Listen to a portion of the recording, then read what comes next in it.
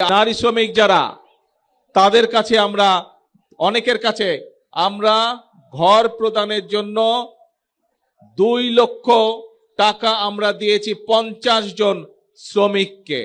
2 লক্ষ টাকা করে দিয়েছি 50 জন। আমি এখানে স্টেজের মধ্যে 3 জনের হাতে সেই 2 লক্ষ টাকার চেক তুলে দিয়েছি।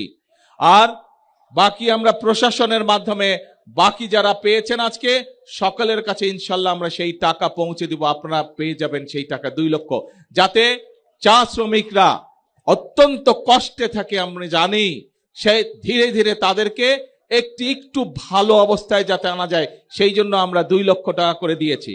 এর বাইরেও চা শ্রমিকদের সন্তানরা যাতে লেখাপড়া শিখতে পারে, সেই জন্য আমরা তাদেরকে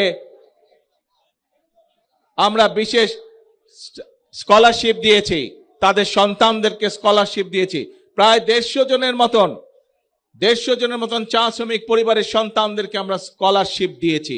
এর বাইরে আমরা এখানে দেখেছেন, আপনারা এই হাজার হাজার মানুষ দেখেছেন যে প্রতিবন্ধী মানুষ কয়েকজন এসেছেন এই মঞ্চে, তাদের হাতে তাদের চিকিৎসার জন্য আমরা 50,000 কাউকে, 10,000 কাউকে আমরা টাকাটা তুলে দিয়েছি, চেক তুলে দিয়েছি। বাকিগুলো আমি কয়েকজনের হাতে দিয়েছি, বাকি টাকাগুলো প্রশাসনের পক্ষ থেকে তাদের ঘরে পৌঁছে দেওয়া হবে।